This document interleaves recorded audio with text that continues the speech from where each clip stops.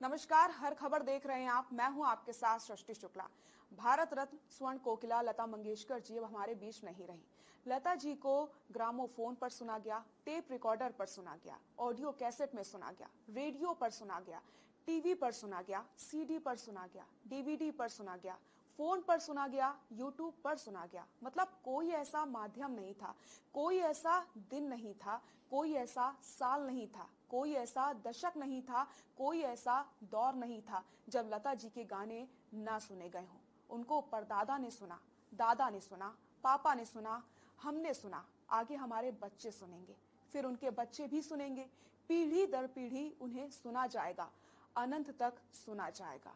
ऐसी थी उनकी शख्सियत। नहीं, थी नहीं, है और हमेशा रहेंगी। ये रिपोर्ट देखिए। तो लता जी आज हमारे साथ नहीं है, लेकिन हम उन्हें हमेशा याद करेंगे। और हमारे साथ हरियाणवी कलाकार सपना चौधरी जी जुड़ गई हैं। सपना जी, आज बहुत दुख की घड़ी है, लता जी हमारे साथ नहीं है, क्या कहेंगी? हाँ, बिल्कुल मैम, बहुत दुख की बात है और कलाकार जगत के लिए तो बहुत ही बड़ा, मैं सदमा ही कहूंगी जी। क्योंकि ना थोड़े नहीं, उन्होंने हमारी इंडस्ट्री को 25,000 गाने दिए हैं जी। तो थोड़े नहीं होते। आजकल में जितने भी हमारे यंगस्टर्स हैं उनसे सीख लेते थे जी। और उन जैसी आवाज ना तो है और ना कभी कलाकार जगत में होगी।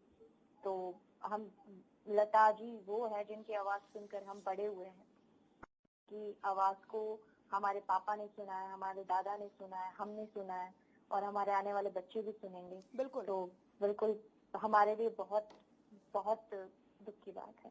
बिल्कुल सपना जी, लता दीदी हमारे दिलों में हमेशा अमर रहेंगी। हम उन्हें कभी नहीं भूल पाएंगे क्योंकि उनके गानों को सुनकर मन को सुकून मिलता था। क्या कोई ऐसी बात है जो आप हमेशा याद रखेंगी लता जी की? मैं उनको पूरा ही याद रखूंगी, उनकी कोई बात नहीं, क्योंकि हम कोई भी उनका गाना सुनेंगे। मैं अपने आप को इसलिए बहुत भाग्यशाली समझती हूँ कि मैं इनकी कम्युनिटी से हूँ, कलाकार कम्युनिटी से हूँ, कि भाई हमें भुलाना आसान नहीं होता, कुछ ना कुछ छाप हम जरूर छोड़ देते हैं। तो उन्होंने तो इतनी बड़ी छाप छोड़ी है जिसको मिटाना या जिसको धुंधला भी करना बहुत मुश्किल है। तो मुझे नहीं लगता कि उनको याद करने के लिए कोई एक लाइन पूरी होगी या पूरी एक किताब पूरी होगी। वो उनके लिए अनगिनत शब्द भी हम बोलेंगे तो वो भी बहुत है, कम है। बिल्कुल सपना जी, मैं आपसे जानना चाहती हूँ ऐसा कोई गाना जो आपके दिल के बेहद करीब हो लता जी का? जी, मैंने बाहों में चले आओ बहुत सुना है और मुझे मतलब वो ऐसी कलाकार है, मेरे ख्याल से है ही, क्योंकि हम उनको नहीं बोल सकते हमें छोड़ के चली गई, क्योंकि जिसकी आवाज जिंदा है वो हमेशा हमारे दिल में, हमारे दिमाग में, हमारे जहन में जिंदा है।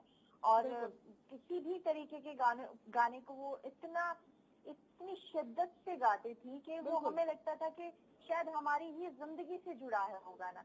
तो बिल्कुल बहुत गाने सुने हैं उनके और मैं बहुत एडमायर करती थी उनको और कोशिश भी करूँ तो भी उनके जैसी कभी नहीं बन सकती। मैं क्या, कोई भी नहीं बन सकता। बिल्कुल। तो इसलिए हमारे लिए बहुत सदमे भरी ये चीज है।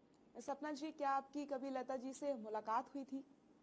नहीं मैम, मेरी कभी मुलाकात नहीं हुई, लेकिन हाँ, चर्चे मैंने बहुत सुने हैं। हमारे आसपास के लोग बताते रहते थे कि बहुत मददगार हैं, बहुत सहनशील है, बहुत शांत है और जिस तरीके का उन्होंने नाम बनाया है, वो जिस तरीके का उन्होंने ओहदा अपना रखा है, जिस तरीके की वो है, जिस तरीके का उन्होंने इंडस्ट्री में काम किया है, उस तरीके की बिल्कुल भी ना ईगो है, ना किसी बात का घमंड है। तो फिर इस तरीके के कलाकार को खोना बहुत दुख की बात होती है।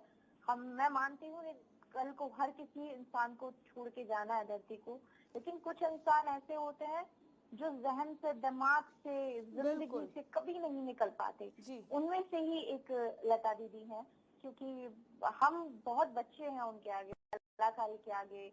उनकी मैच्योरिटी जो लेवल था, जो उनका काम था, जो उनका तरीका था, जो दूसरे आर्टिस्टों से वो बात करती थी, जिस तरीके से मैंने उनको देखा है, जिस तरीके से मैंने उनको सुना है, जिस तरीके से मैं लोगों से उनके बारे में सुनती आई हूँ, मेरे ख्याल से उन जैसा कोई नहीं हो सकता।